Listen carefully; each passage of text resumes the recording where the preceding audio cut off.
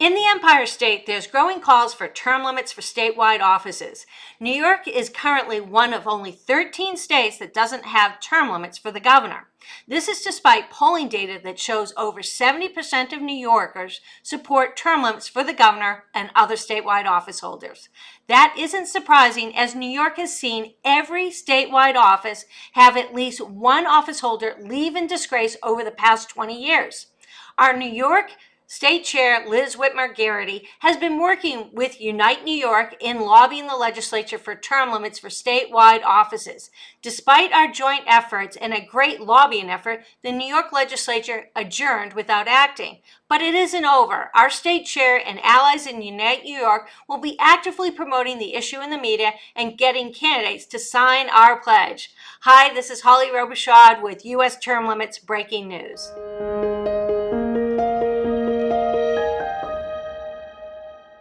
Did you know that U.S. Term Limits is the largest nonpartisan nonprofit organization advocating solely for term limits? Well, we are. Our mission is to improve the quality of government with a citizens' legislature that closely reflects its constituency and is responsive to the needs of the people it serves.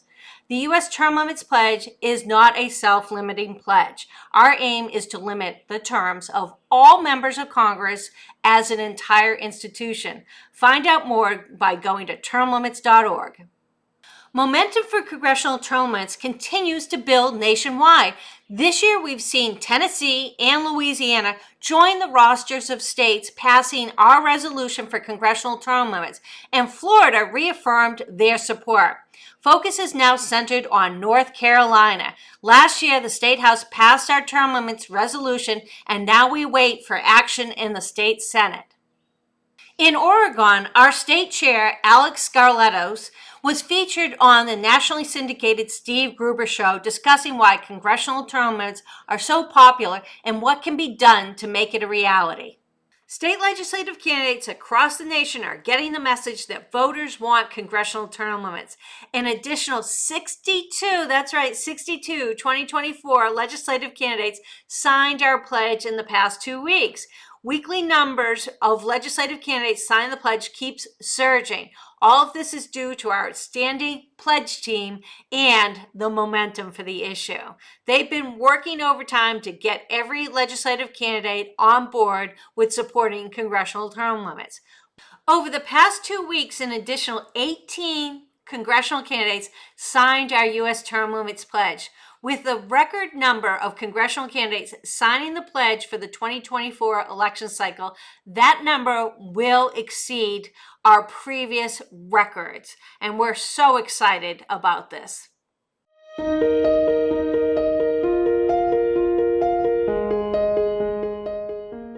So we are joined today by our Democratic State Chair for U.S. Term Limits in Pennsylvania, Senator Andy Denman. Thank you for joining us this morning. Oh, it's a pleasure to be here on this important issue. I really appreciate it. You got involved with this, and why, of all the issues that that have, as a state senator, you have seen, why did you get involved with term limits? Because it's one of the most important of issues, and the public sentiment for term limits is so strong. And also remember, it was here in Pennsylvania that the Constitution was put together. And it seems to me that Pennsylvania should be on the lead of this issue. Oh, that's great. So what do you think that term limits, when implemented, will change the status quo? Well, we hope so. The problem now is that the people in Washington are so focused on getting reelected and so partisan that they forget that they're there to help the people. And we need something. And I think for change, and term limits is one of the vehicles to create that change. Yeah. Why is term limits so important to you? I believe it's important because what I see happening now is the decay of governance, that people are losing their faith in what the federal government is doing, what Congress is doing. And we have to restore that faith somehow. And by making sure that the people we elect really represent the people and aren't in there forever, and making sure that everything isn't geared towards the incumbency and their reelection, term limits does that. And it is an important element of changing and restoring faith in democracy in our nation.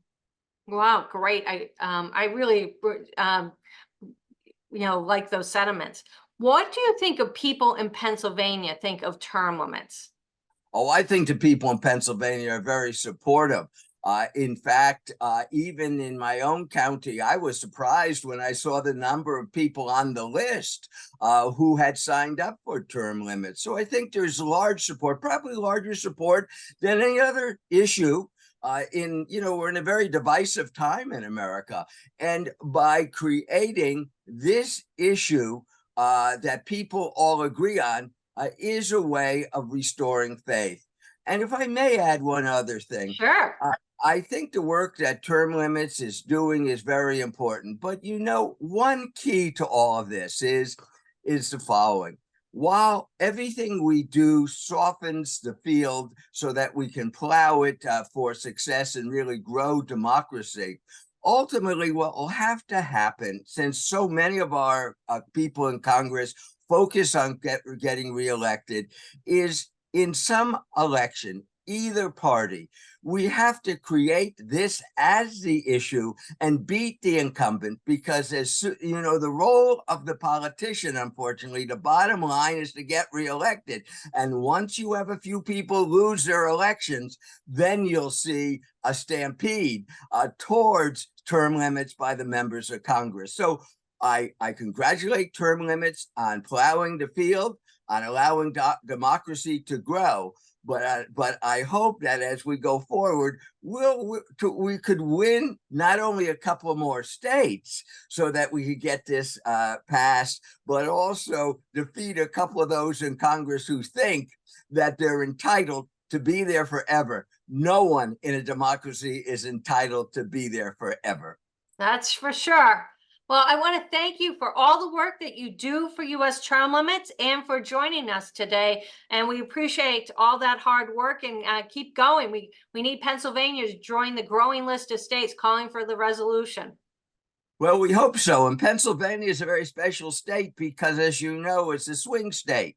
And where, in fact, the two parties have come closer together in the recent registration results. And so if Pennsylvania can move, it will be a means and a symbol for other swing states to move in the same direction. Well, thank you for all of your efforts. With you at the helm, I know we'll get it done. Well, and remember that my co-chair is John Eckelberger, another former senator, does an excellent job. In fact, John was one of the most conservative members of the Senate, and I was a much more moderate member of the Senate, two different parties. But we learned as co-chairs, or I was minority chair and he was majority chair of education, we learned how to work together, and we're going to work together on this issue as well. All right. Well, I appreciate it. Thank you so much. Thank you. Now it's time for an update on United States Senator Bob Goldbar Menendez. Goldbar Bob filed paperwork to run for re-election as an independent. That's right, despite being on trial for bribery and facing potential prison time if convicted, Goldbar Bob is seeking re-election, and he's polling between 6 to 7% of the vote. All of this is happening as more revelations about Goldbar Bob are coming out at trial. Senator Menendez was not even on the FBI's radar until a special investigator overheard the senator's wife, Nadine Menendez, at Morton's Steakhouse in Washington. She said, "What else can the love of my life do for you?" Nadine is also under indictment and facing separate federal trial. Goldbar Bob is basing his defense strategy on blaming it all on his wife and claiming he knew nothing. He's running again?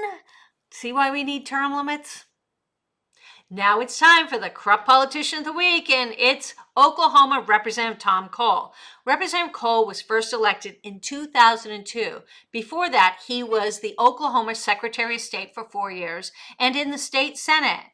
He's no supporter of term limits. Representative Cole bought $1,000 to $15,000 in shares of a medical technology company, Becton Dickinson and Company, in 2019. The following year, that company was awarded a $24 million COVID testing project by the Defense and Health and Human Services Department. Coincidentally, Representative Cole serves on the House Appropriation Committee that oversees the funding for these departments. When contacted by the New York Times, he declined comment. So disappointing. We have record number of pledges this election cycle. The polling data is with us. Americans want congressional term limits, and it can become a reality. We've got the momentum, but we can't do it without you. Please go to termlimits.org and get involved today. And be sure to share this program with your friends and family. This is Holly Robichaud for U.S. Term Limits Breaking News. I'll see you soon.